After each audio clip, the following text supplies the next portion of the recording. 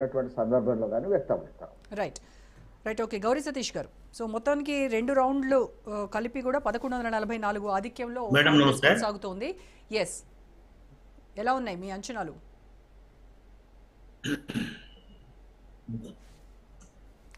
అందరికీ నమస్కారం. అందరికీ బాలల దినోత్సవ శుభాకాంక్షలు. ఖచ్చితంగా జూబ్లీహిల్స్ ప్రజలు ఖచ్చితంగా కాంగ్రెస్ పార్టీ అభ్యర్థిని ఆశీర్వదిస్తారని మనస్ఫూర్తిగా మేమందరం కూడా ఆశిస్తున్నాం. ఏదైతే ఇందాక బీఆర్ఎస్ పార్టీ మిత్రులు మాట్లాడారో చాలా ఆశాస్పదం. ఎందుకంటే బీఆర్ఎస్ రావాలి, సార్ రావాలి అని చెప్పి వారికి వెళ్ళి అప్పీల్ చేస్తున్నారంటే ప్రతిపక్ష నాయకునిగా ఉన్నటువంటి వారు కనీసం ప్రజల సమస్యను అప్పీల్ చేయడానికి, ప్రజల సమస్యను ఈ ప్రభుత్వం దృష్టికి తీసుకురావడానికి వస్తలేదు యావత్ సమాజం అంతా కూడా ప్రత్యక్షంగా చూస్తా ఉంది. కనీసం ప్రజలను ఓటు అప్పీల్ చేయడానికి కూడా వస్తారా అనేది వారి విజ్ఞతకు సంబంధించినటువంటి విషయం. అది మర్చి మాట్లాడుతుండ్రా లేదా అనేది ఒక్కసారి ఆలోచన చేయాలి. మరి గతంలో వారికి ఉన్నటువంటి సీట్ అది అనివార్య కారణాల వల్ల అక్కడ ఉప ఎన్నిక వచ్చింది అనేది మనందరికి కూడా బాగా తెలుసు. అయినా సర్వశక్తులు ఒడ్డి బీఆర్ఎస్ పార్టీ ఏం చేసిందో, ఏ విధంగా చేసిందో చూసినాం మనం. అయినా మేము మా 2 సంవత్సరాల పరిపాలనను, ఉండబోయే 3 సంవత్సరాల పరిపాలనను, ఇంకా సంక్షేమ పథకాలు జూబ్లీస్లో పటిష్టంగా అమలు చేయాలి. రాష్ట్ర వ్యాప్తంగా మేము ఇచ్చినటువంటి హామీలన్నింటినీ కూడా ప్రజలకు అందే విధంగా చూడాలనే ఉద్దేశంతో ముఖ్యమంత్రిగా ఉన్నప్పటికీ కూడా నేను ముఖ్యమంత్రి కంటే ముందు కాంగ్రెస్ పార్టీ కార్యకర్తలు అనే ఉద్దేశంతో సుమారుగా 5 నుంచి 6 మీటింగ్లు అటెండ్ అయినటువంటి మా ముఖ్యమంత్రి గారు, మా పిసిసి అధ్యక్షులు, మంత్రులందరూ కూడా అందరినీ సమన్వయం చేయడం అనేది జరిగింది. సో అందులో భాగంగానే జూబ్లీహిల్స్ ప్రజలు ఖచ్చితంగా కాంగ్రెస్ పార్టీని ఆశీర్వదించడానికి, మా అభ్యర్థి అయినటువంటి బీసీ బిడ్డ నవీన్ యాదవ్ గారు దీవించడానికి గౌరీ సతీష్ గారు, జూబ్లీహిల్స్ సీట్ గెలవడం అనేది రేవంత్ రెడ్డికి చాలా పర్సనల్ గా తీసుకున్నారు. ఎందుకు అనంటే ఆయన సీటును కాపాడుకోవడం కోసం జూబ్లీహిల్స్ సీట్ ఇటు మనం కైవసం చేసుకుంటేనే నువ్వు సీఎంగా కొనసాగుతావు అని హైకమాండ్ నుంచి వచ్చినటువంటి ప్రెషర్ మేరకు ఆయన సర్వశక్తులు ఆయన ఈ ఎన్నికల్లో వడ్డాల్సి వచ్చింది అనేది బీఆర్ఎస్ నేతలు చెప్తున్నటువంటి.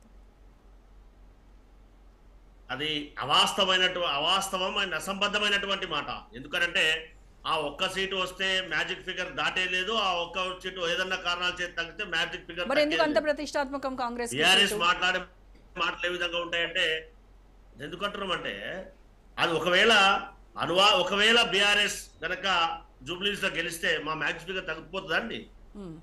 తగ్గిపోయే అవకాశం ఉందా? ఏం ఫరక్ పడదు. గతంలో కూడా ఫరక్ పడేది లేనప్పుడు బీఆర్ఎస్ ప్రాతినిధ్యం వహించింది. సతీష్ గారు, నా క్వశ్చన్ ఏంటంటే మీరే చెప్తున్నారు మ్యాజిక్ ఫిగర్ వచ్చేది లేదు, మాకు ఒకటి వచ్చి చేరడం వల్ల మాకు పెద్దగా ఒరిగేదేమి లేదు, పోయేదేమి లేదు అంటున్నారు. మీకు ఫరక్ పడనప్పుడు ఎందుకు అంత ప్రతిష్టాత్మకంగా తీసుకొని మొత్తం కంప్లీట్గా మంత్రులు, ఎమ్మెల్యేలు, కార్పొరేటర్లు, ఎమ్మెల్సీలు, డిప్యూటీ సీఎం అందరూ కూడా ఎందుకు అంత విగరస్గా ప్రచారం చేయాల్సి వచ్చింది? ఎందుకు అంటే 2 సంవత్సరాల మా పరిపాలన, రాబోయే 3 సంవత్సరాలు మేము అమలు చేయవలసినటువంటి సంక్షేమ పథకాలకు ఒక రెఫరెండంగా పార్టీ, ఏఐసిసి, పిసిసి అందరూ కూడా ఛాలెంజ్గా తీసుకోవడం జరిగింది. ఎక్కడైతే వారు బీఆర్ఎస్ పార్టీ వర్కింగ్ ప్రెసిడెంట్ గారు మాట్లాడుతూ ఉన్నారో, సారు రావాలంటున్నారు, కారు ఎక్కాలంటున్నారు, దాన్ని మళ్ళా గుంతలో తోయాలనుకుంటున్నారు అని చెప్పి ఏ విధంగా అయితే అవాస్తవాలు మాట్లాడారో వాటన్నిటికీ ప్రజలు కదా సమాధానం చెప్పాల్సింది. మనం ఎన్ని మాట్లాడినా అల్టిమేట్ గా ఓటు రూపంలో ప్రజాస్వామ్యంలో ప్రజలు ఓటు ద్వారా చెప్పే సమాధానం అవుతుంది కాబట్టి దాన్ని ప్రత్యక్షంగా చూపించవలసినటువంటి ప్రజలు చూపిస్తారు. కాబట్టి దాన్ని ఏ విధంగా ప్రజలు చూపిస్తారు అనేది చూపిస్తున్నారు అనేది మనం ప్రత్యక్షంగా ఇప్పుడు చూస్తున్నాం లైవ్ లో. కాబట్టి దాన్ని ప్రజలకు మేము ఇచ్చినటువంటి 2 సంవత్సరాల్లో వాళ్ళు 2 పర్యాయాలు సుమారుగా 9.5 సంవత్సరాలు వారు చేయనటువంటి, వారు ఇచ్చినటువంటి హామీలు నెరవేర్చడంలో వైఫల్యం, వారు ప్రజలకు చేయవలసినటువంటి హామీలు నెరవేర్చడంలో వైఫల్యం కానీ, ఒక ప్రతిపక్ష పార్టీగా చేయవలసినటువంటి బాధ్యత చేయలేకపోవడం కానీ, అవన్నీ ప్రజలకు చెప్పి మాకు అవకాశం ఇచ్చారు, ఇంకా మేము చేసినవి ఉన్నాయి, చేయవలసినవి ఇంకా చాలా ఉన్నాయి అని చెప్పి ప్రజలకు మేము రెఫరెండంగా చెప్పి మా సంక్షేమ పథకాలు కానీ, డెవలప్మెంట్లు కానీ, జూబ్లీహిల్స్ లో కావలసినటువంటి మౌలిక సదుపాయాలు కానీ అవి ఖచ్చితంగా నెరవేర్స్తామని చెప్పి ఇంటింటికి ఓటర్ చెప్పి వాళ్లను సమన్వయం చేయడానికి కాంగ్రెస్ పార్టీ ప్రయత్నం చేసి దాని ఫలితంగానే మాకు ఈ రిజల్ట్స్ వస్తున్నాయి అనేది ఒక్కసారి ఆలోచన చేయాలి. మరి వారి సీటును మాకు ప్రజలు అప్పగిస్తున్నారంటే మా పట్ల విశ్వాసం ఉన్నట్టా లేదా ఒక్కసారి ఆలోచన చేయాలనేది మనం అందరం కూడా ఆలోచన చేయాలి. అందులో భాగంగానే కదా ఇప్పుడు ఎక్కడైతే షేక్పేట్ డివిజన్ నుంచి ప్రారంభమైందో 1, 2, రెండో రౌండ్ కంప్లీట్ అయ్యేసరికి 1144 ఓట్ల ఆధిక్యంతో కొనసాగుతున్నాం.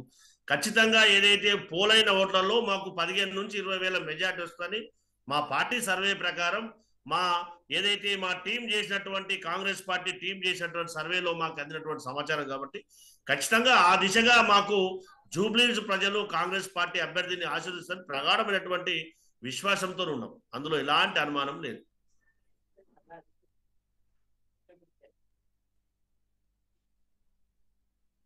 కూటమి సో ఏంటి అక్కడ కమలం వికసించడానికి ఏ మంత్రం పనిచేస్తుంది అంటే అక్కడ గౌరీ సతీష్ గారు మీకు కాదు, కోటేశ్వరరావు గారికి. ఇప్పుడు రోజా గారు ఎన్నికలకు ముందు అంటే